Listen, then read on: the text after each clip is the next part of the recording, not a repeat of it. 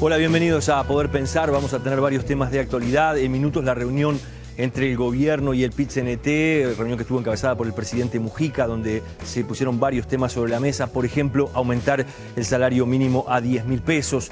Vamos a tener al representante blanco en la Comisión Administradora del Río de la Plata, que acaba de ser expulsado por el gobierno, generando una tormenta política con los blancos, que anuncian que no van a poner un nuevo delegado, pero que además van a interpelar al canciller.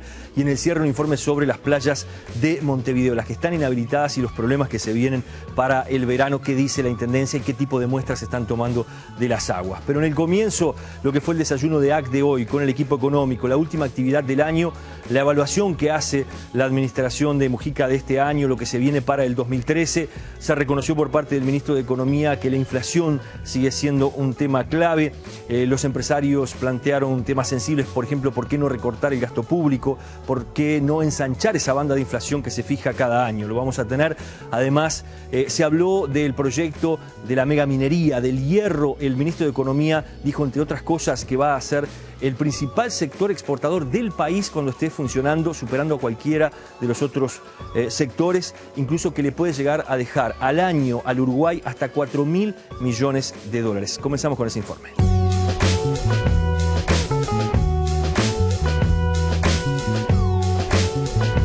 La estabilidad de precios es la base para la toma de decisiones y está claro que en estos días es uno de los temas que está en el centro del mapa de riesgos de la economía uruguaya. La estabilidad de precios controla la volatilidad de los precios relativos, limita por lo tanto los riesgos asociados a las inversiones de largo plazo, limita la volatilidad de los ingresos. Acá la discusión sobre inflación, salarios, etcétera, etcétera, es como que a veces se pierde la espiral del asunto, ¿verdad? Acá es muy negativo que la inflación crezca justamente porque nos preocupan los salarios, porque nos preocupan las pensiones, porque nos preocupan todas las fuentes de ingresos de las familias y los hogares del país. La estabilidad de precios también limita las distorsiones al ahorro, bastante escaso en el país, y los impactos negativos sobre la oferta de trabajo, las decisiones de calificación de los trabajadores, etc. Y evita algo que parece tautológico, la aplicación del impuesto inflacionario, el impuesto más regresivo que hay. La inflación, reitero, está hoy en el centro del mapa de riesgos de la economía. El presidente lanzó la guerra a la inflación y en esa guerra somos todos soldados. Yo me pregunto cómo percibirían ustedes que por el hecho de que la inflación hoy esté por encima del rango, nosotros subamos o ampliemos el rango.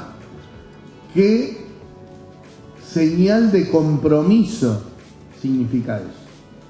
Podemos tener un rango de 0 a 10% y le vamos a pegar al patito prácticamente siempre. Pero eso no es ninguna señal de compromiso ni da la señal adecuada para la formación de precios en la economía. Nosotros preferimos seguir concibiendo el rango meta como una orientación de política.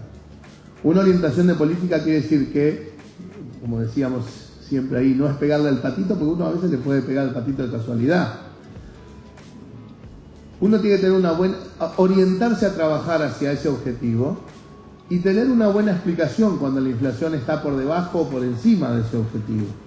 Ha pasado de estar por debajo del rango meta en el año 2006 o 2007, no recuerdo bien, y luego por encima. ¿Qué explicaciones tiene eso? Bueno, que hay presiones inflacionarias, en muchos casos, elementos que están fuera del manejo de las políticas públicas y en particular del Banco Central. Cuando tenemos fuertes presiones inflacionarias del exterior, porque el dólar está por el piso a nivel global, porque no llueve en Estados Unidos, porque tenemos entonces muchas presiones de precios de commodities que vendemos y que compramos y que se trasladan rápidamente a los precios domésticos, porque ustedes son bien rápidos para trasladar los precios internacionales a los precios domésticos, sobre todo cuando suben, son un poco más largos cuando bajan, pero lo que está claro es que los precios internacionales afectan rápidamente los precios domésticos, esos precios están subiendo. Y además tenemos una economía que lleva 7-8 años creciendo a tasas promedios del 6%. Llevamos 2-3 años con prácticamente plena utilización de recursos productivos. O sea que todo el crecimiento real de la economía está prácticamente explicado en base a la productividad. Y eso significa más ingresos para los hogares, más ingresos para los uruguayos y por lo tanto también una demanda doméstica firme. Es necesario ser muy cuidadosos cuando se habla de recorte del gasto público. Se debe decir en qué se quiere recortar. Es muy fácil hablar de gasto público si no se concreta, decir, bueno, recorten tal gasto, tal otro. Hay un conjunto de programas que de alguna forma ya están viabilizados por leyes concretas, que sería muy costoso o en algunos casos imposible de revertir. Entonces, el gobierno va a continuar como ha estado ahora, manteniendo una política prudente, lo más prudente posible del gasto en las próximas instancias presupuestales, pero es necesario balancear entre lo que se pueda lograr con una política fiscal más contractiva, que si no es por el gasto es por el aumento de impuestos. Y yo pregunto, ¿es el momento de aumentar los impuestos? Nadie me puede decir que sí. Que nos encaminamos hacia la explotación de mineral de hierro, y esto es un acontecimiento relevante económico para el país. Y permítanme hacer 3 aportes solamente sobre esto para darnos cuenta de la magnitud de lo que esto significa. Uno puede, a través de metodologías bien conocidas, en este caso metodologías elaboradas por el Banco Mundial, evaluar hoy cuál es el capital implícito, el valor futuro de algunos activos que el país tiene, que en general se evalúan muy poco. Por ejemplo, las pasturas, los bosques y áreas protegidas, o los cultivos, o sea, la base de recursos con las que se explotan estos sectores. Y básicamente uno puede hacer una estimación de esto y dan cifras en estos 3 casos de como que tenemos un capital potencial, una evaluación potencial de la actividad futura vinculada a esto del orden de, en cada uno de los casos, de 4.000 millones de dólares de capacidad de generar riqueza en el país. En el subsuelo, con las reservas ya probadas, estamos en condiciones de asegurar que hay el equivalente anual de 1.500 millones de dólares aproximadamente. Y con las reservas que se dice que potencialmente estaríamos igualando en capacidad de generación de riqueza, en valuación de un capital con capacidad de generar producción y riqueza por el orden de los 2.500 millones de dólares anuales. Estas son, me parece, magnitudes absolutamente significativas. Aquí estamos presentando información sobre países que son inocultablemente países mineros, ¿sí? Países que tienen gran experiencia minera. Uruguay, con las reservas probadas y con las potenciales, pasa a formar parte de este club de países, solo con el mineral de hierro. Esta es una transformación muy importante, es una riqueza que sabíamos que existía, no la habíamos evaluado, ni le habíamos prestado atención, ni sabíamos en qué momento del tiempo iba a estar en condiciones de ser aprovechada. El gobierno procedió a mirar este tema con una lupa especial. Lo separó del resto de los sectores y trató de decir, no tenemos experiencia en esto, tenemos que aprender rápidamente y tenemos que racionalizar la forma de explotación y el uso de la renta que este sector puede generar en el marco de su explotación. Y esto también es un cambio estructural, permítanme decirlo. ¿Por qué?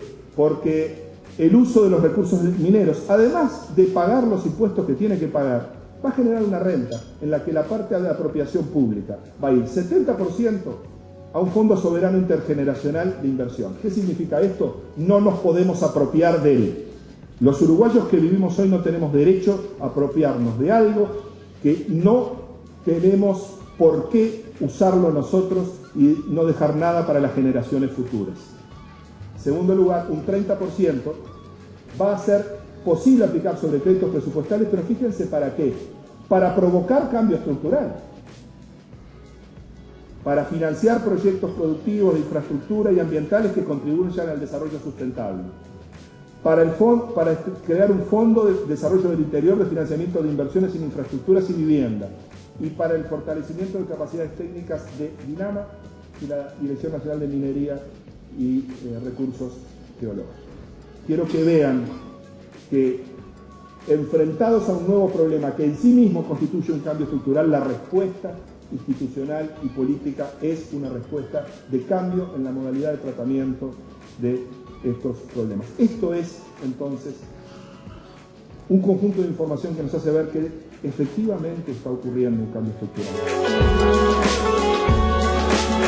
El empleo es un elemento a tener en cuenta y muestra un dinamismo significativo. Realmente se observa una duplicación del empleo en la zona franca en apenas 5 o 6 años. ¿Sí? Está creciendo alrededor de 1.500 puestos de trabajo por año. Y es un empleo de alta calidad. Si analizamos en detalle el resultado del censo de zona franca, observamos que los sectores que concentran la mayoría del empleo en la zona franca son sectores altamente intensivos en conocimiento, y el nivel de capacitación promedio en la zona franca es mucho más elevado que en la economía. Prácticamente 1 de cada 2 trabajadores de la zona franca tiene niveles terciarios. Nos vamos a la pausa, luego vamos a recibir al representante del Secretariado Ejecutivo del PIT-CNT, Fernando Pereira, a la reunión con el presidente José Mujica, con varios temas sensibles sobre la mesa, sobre todo el planteo que hace la Central de Trabajadores de llevar el salario mínimo a 10.000 pesos para el año que viene. Ya volvemos.